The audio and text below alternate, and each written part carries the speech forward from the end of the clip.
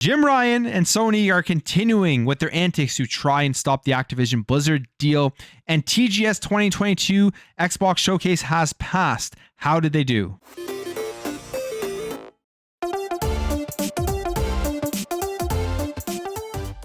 All right, guys, before we get into this, I have 4 months to hit my goal of 10,000 subscribers. I see a lot of you are new to this channel. If you are, please consider hitting that subscribe button if you enjoy this video. So it's officially getting comical now as to what is going on here with the Xbox and Activision Blizzard deal. We know the saga that has occurred so far, and we are really seeing Xbox versus PlayStation take place as Sony is really trying as everything they can do to try to block this deal from going through with the Xbox and Activision Blizzard acquisition.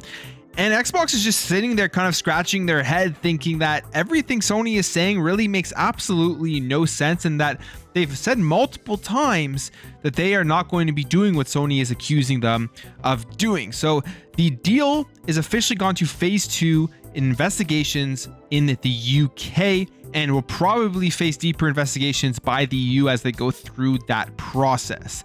Now, this story has been updated because Sony has actually commented on the CMA in terms of their decision to further investigate this deal, and here's what they say. By giving Microsoft control of Activision games like Call of Duty, this deal would have major negative implications for gamers and the future of the gaming industry. We want to guarantee PlayStation gamers continue to have the highest quality gaming experience, and we appreciate the CMA's focus on protecting gamers. And then you have Microsoft's response here, which just basically sounds like to me that they're just like, why are we going over this again? It makes absolutely zero sense. They say it makes zero business sense for Microsoft to remove Call of Duty from PlayStation given its market-leading console position. And they've said this multiple times. They are not taking Call of Duty off of PlayStation, at least for the foreseeable future, for the next number of years. And at this point right now, it just makes no business sense. They will be losing so much money if they were to do that by taking it off of a platform in PlayStation that still has a ton of people playing it. It makes PlayStation the most amount of money every single year. That install base for PlayStation 4s, where a lot of people are still going to be playing it on PS4, are going to be picking this game up day one, and they're going to be losing those customers. They're going to be losing those royalties. They're going to be losing those revenues that Sony is going to be paying PlayStation for every copy of Call of Duty sold. So why in the world would they be taking it off PlayStation? It just makes absolutely no sense. But I think the point for all of this isn't the fact that PlayStation is making these comments.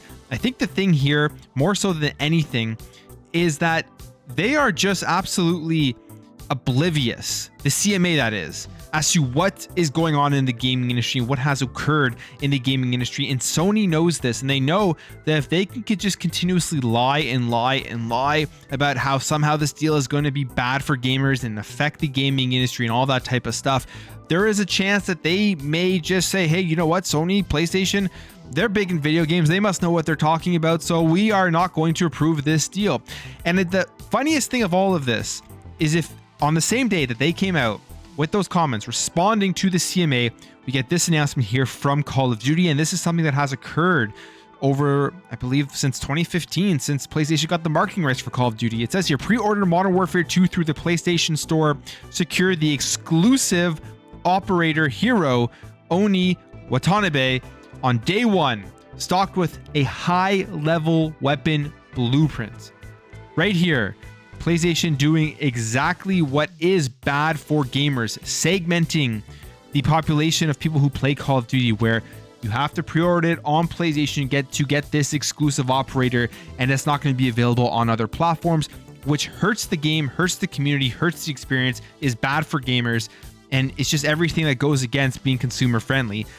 And the CMA, if they don't look at this stuff, they don't see this, which they may not, because in my opinion, I've realized as we're going through this process, and every time Sony keeps saying this and the CMA is like, oh, okay, this makes sense, we got to investigate this now because Sony's telling us that it could be bad for gamers, is that Sony is banking on the fact that these people here at the CMA, at these market authorities that work in these government agencies, have no idea as to what has been going on in the gaming industry.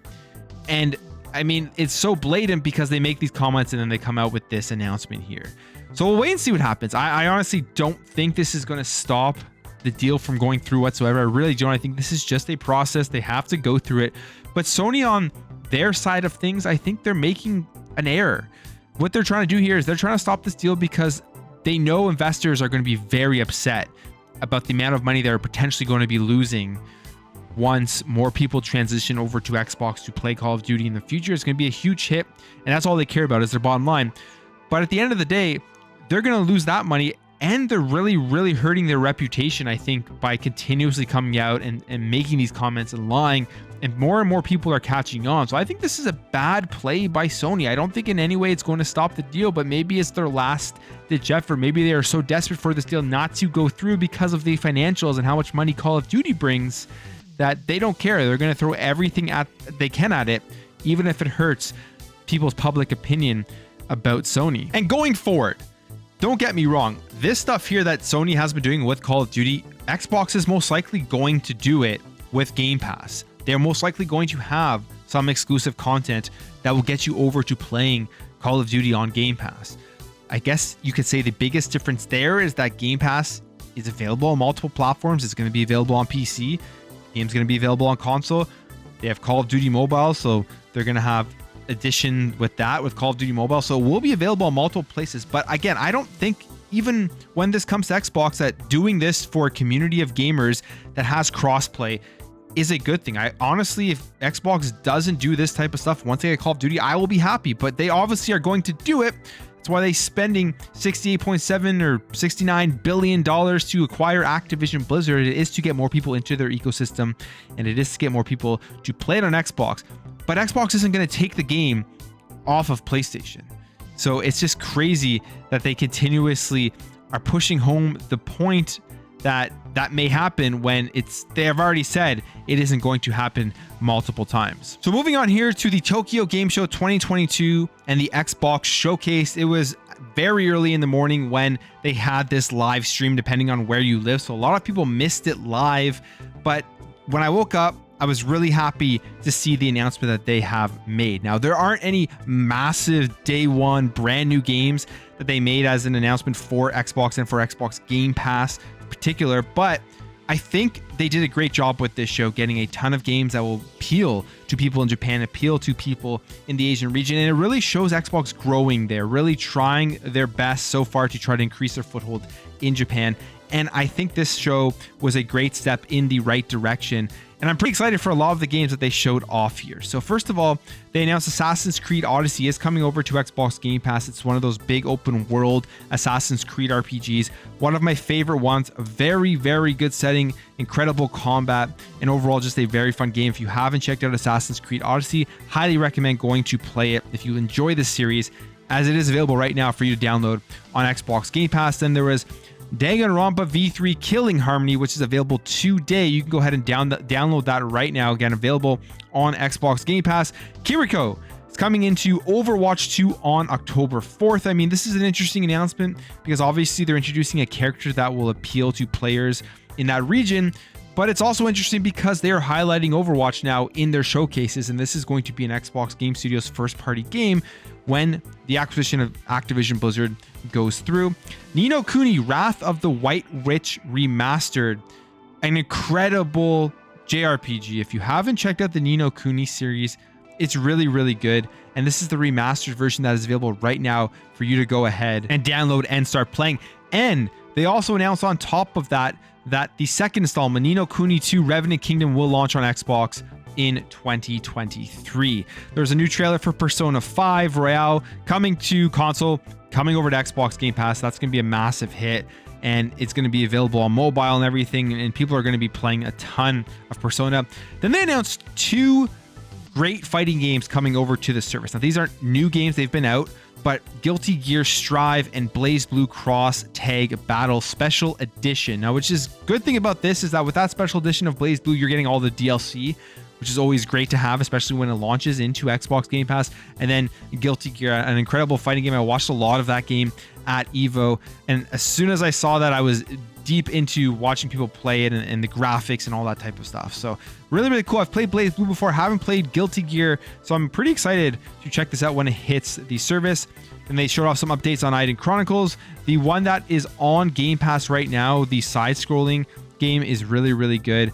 But again, this is coming over to Xbox and Xbox Game Pass in 2023. We got Pal World. This is a crafting survival style of game with like monsters and stuff, kind of like Pokemon style. We have Fuga Melodies of Steel available right now to Game Pass. I don't know too much about this game. It is an RPG. It says here where you place children, each with their own unique characteristics and skills, at different gun turrets in a tank to fight against the enemy. So it has a very interesting plot. It seems like a very interesting style and storyline. Then you have the Harness the Power of Dyson Sphere program for PC Game Pass. This is going to be available on October 13th. They showed off Exo Primal, so they highlighted a big game coming from Capcom. Now, this isn't coming to Game Pass or anything, but it is coming to Xbox in 2023.